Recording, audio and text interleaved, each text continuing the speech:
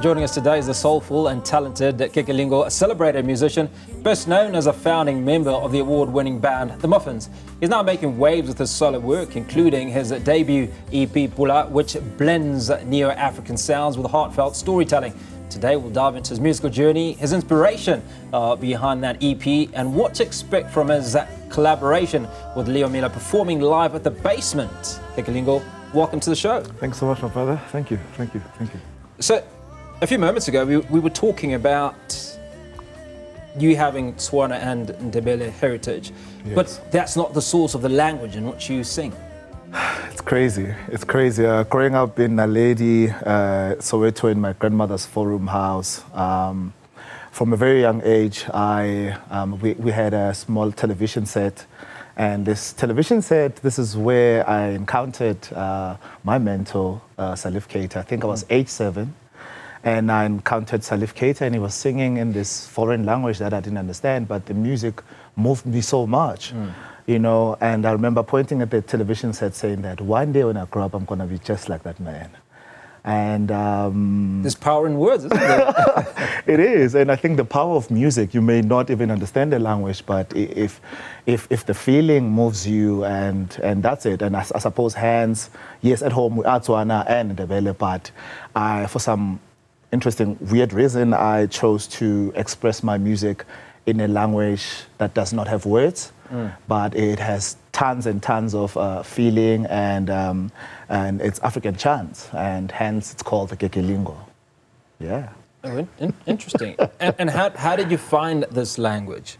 And how does it resonate with your audience? Because I think when people listen to music, sure, and I'm by no means an expert, right?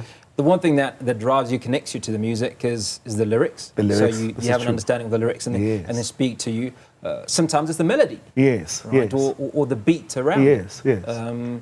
So for individuals that don't understand Kekelingo, right, how do you think they connect with it?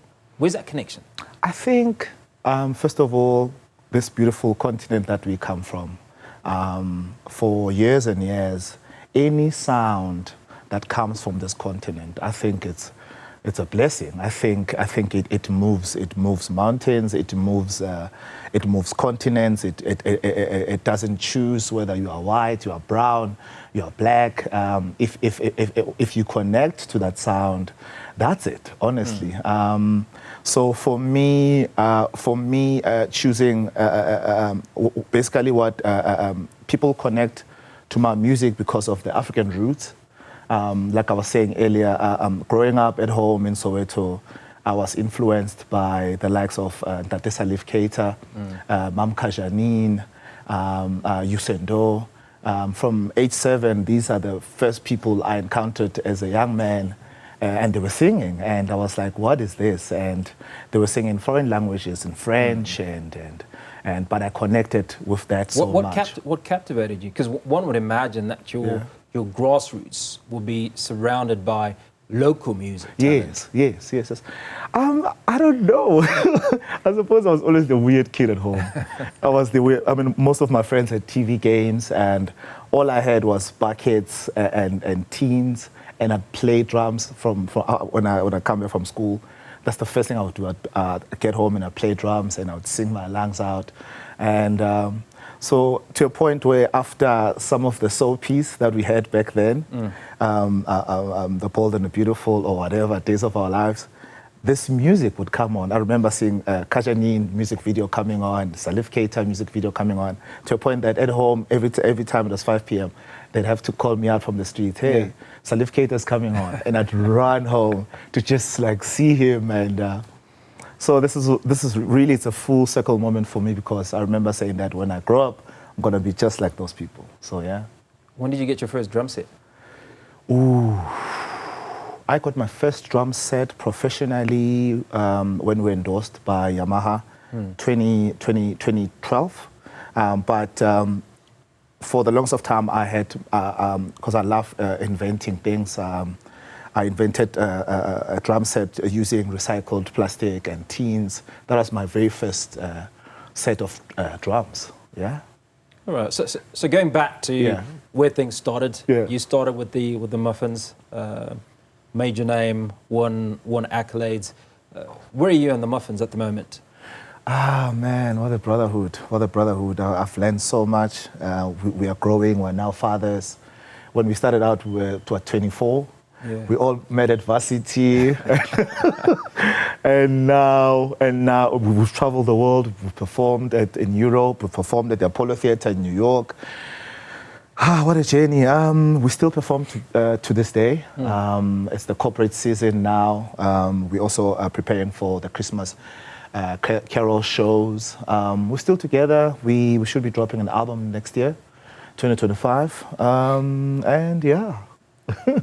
so I've always wondered that when you start off as a group or as a boy band, and then you at some point decide to go off on your own. Sometimes it's because you're the lead singer and you have a little bit more talent, or you think of a little bit more talent, or there's a greater desire either by promoters to push you in a particular direction. What led to you going off on your own, and what has it taken to still stay together as a band, even though you're chasing different paths? I mean, I think for me, from a very early age, I knew that this is my path, this is my journey. And I mean, life is life. Life can lead you in different routes. And I mean, for me, I had to be part of the Muffins. If it means that's where my journey had to start, it had to be with the Muffins. Fast forward, in 2020, 2021, at the peak of COVID, I was in ICU and my lungs collapsed, and that's one of the reasons that actually motivated my solo journey to push it, because life is short. And I mean, my story growing up in Soweto at my grandmother's four-room house as the only boy. I mean, literally, we had an asbestos roof. So as the only boy, I would sleep in the dining room because the queens would sleep in the bedrooms. And in the nighttime, that asbestos roof would be my world stage. I would imagine myself performing before kings and queens, before presidents.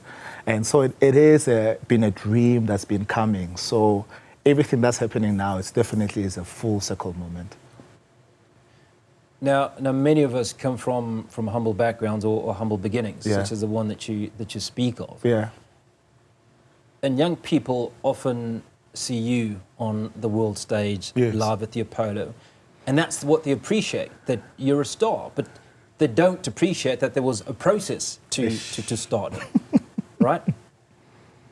When you speak to young people, what is that message that you're sharing with them, or that message that you can share now about due process?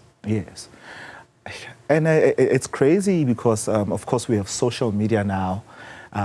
People have followers now, and but there's some steps being missed here. There is the process of working on your craft, making sure you understand, you have an understanding of who you are before even stepping into the limelight or being signed to a label. I find that the youth or the young people, it's like microwave popcorn. You put in the microwave and it's instant.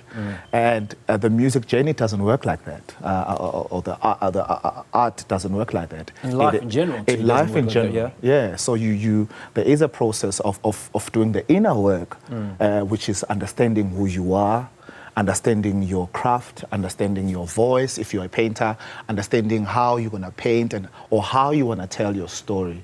And don't let it be influenced by what's hip and happening, because most times we feel the pressure to be part of, for instance, let's say Amapiano is one of the big genres right now.